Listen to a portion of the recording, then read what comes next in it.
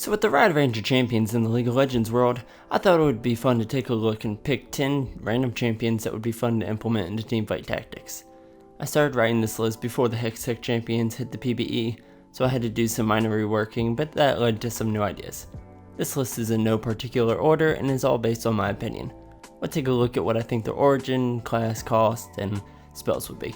Without further ado, let's just jump right into the list. So at number 10 we have Quinn. Before Quinn's alt rework, she used to be one of my favorites to mess around on. With her weapon of choice, a ranger would be a perfect fit for her. There's no 5 cost ranger at the moment, so she could fit that role pretty easily. As for her origin, we got a few options. She could turn into Valor and be a shapeshifter. I'm sure you could try to force Wild in there somehow. But my favorite idea was to use one of her skin, the Corsair skin, and turn her into a pirate. I think her spell should honestly be the Blind. I think it would function kind of similar to the disarm effect. Alright, so at number 9 we have Zyra.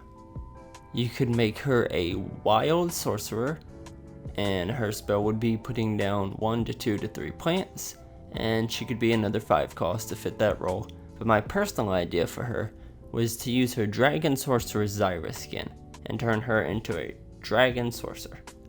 Why? Because it's a cool skin and that's my only reasoning. Moving on. So at number 8 we have Skarner.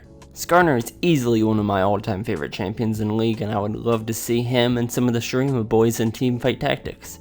I was thinking the Shurima buff would be like a buff 1 ally to be a star stronger, but I didn't like that idea. So instead what I came up with was Fury of the Sands. 2 to 3 to 4 enemies are struck with the sandstorm, dealing 1/4 of their health. It's not an insta-kill like Phantom and can still turn the tides. I'd make him a 3 cost Guardian, and his ultimate would be to disable one opponent for like 2 to 4 to 6 seconds based on his tier. Coming in at number 7 we have Hecarim, the Phantom Knight. Not only would this add to the Phantom pool, but come on, Hecarim's awesome. Make him a 2 or 3 cost, and I have a few ideas for his ultimate. Either introduce the fear mechanic and have him charge and fear a number of opponents, or make him use an AoE life drain spell, working in a similar fashion to Kinnan, and healing him, and then as he ranks up heals 1 to 2 allies based on his star level. Number 6 we have Malphite, the Ixtal Elementalist. Ixtal, whatever. So with this origin I came up with 0 ideas, and I know nothing about this region, I know nothing about the lore, and I know a few champions in TFT already come from this region, but this is my list and I'm going to be as ignorant as possible and include them anyways. Make my boy Malphite a 1 cost, overpowered elementalist who charges the battlefield and knocks everyone up. Honestly, all I had to do for this part was say Malphite, and everyone's going to clap and agree with me. Number 5 we have Lux, the Noble Sorcerer. Do I really need to say anything else about this? Like, she speaks for herself. Next, number 4 we got Trundle the Glacial Knight. Not enough love is shown for my boy Trundle, and with his rework into being a frost troll some time ago, I feel like he fits perfectly in this position. You can make him the 12th 1 cost knight, and make his alt work in a similar fashion to his actual alt. Debuffs an enemy and buffs himself. Alright, so maybe not a 1 cost, but they don't have one yet, and I want to snowball into Glacial even easier than I can now. Coming in at 3 we have Scion, the Imperial Guardian, or the Imperial Knight. Scion's a cool dude with an attitude. Sorry. Bring his big boy charge to deal massive damage to several opponents, and then build a guardian angel on him to make him work like actual Scion. And then you have Scion.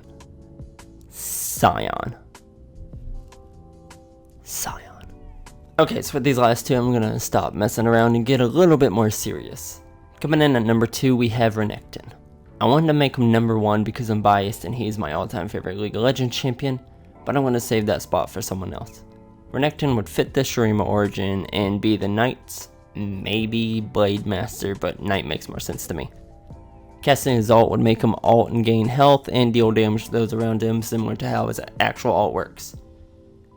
And then you could allow him to build up rage, and then cast his Q to heal, and then can charge in, followed with a stun, then dash back out. Alright, so maybe I wasn't all the way serious. But honestly, you could introduce the rage mechanic with him, and make certain champions use rage as opposed to mana, so mana burn on those champions just doesn't exist, and it's a slight counter to mana burn. You could also turn him into a shapeshifter, because I've seen people on Reddit say that, but I think they're stupid. I'm much smarter. Coming in at number 1, we have Shaco. Shaco. I hate Shaco. He's annoying to go up against, and he's hard to master, or at least he's hard for me to master. Regardless, adding him into the game would be pretty cool. Give him a trickster buff that is shared between him and 2 others. Those that come to mind would be LeBlanc and Nico. It works similar to Ninja. You only get 1, or you get all 3, otherwise no buff. As for what it would do, I was thinking that near death, the buff unit gains a clone that forces those attacking it to attack the clone. The clone would do no damage, but would take the focus, and it could be quite a big game changer. Or maybe that idea is trash. Who knows? I'm not a developer. I don't care what you think. His class would be an assassin, and his ultimate would be his boxes because they are so iconic. Again, you could introduce the fear mechanic, or maybe include Hecarim and have him and have 2 people fearing, so it's not just 1 unit using fear. And they do some damage. I'd probably say die in 1 hit, but deal more damage than a spider. That's just my idea.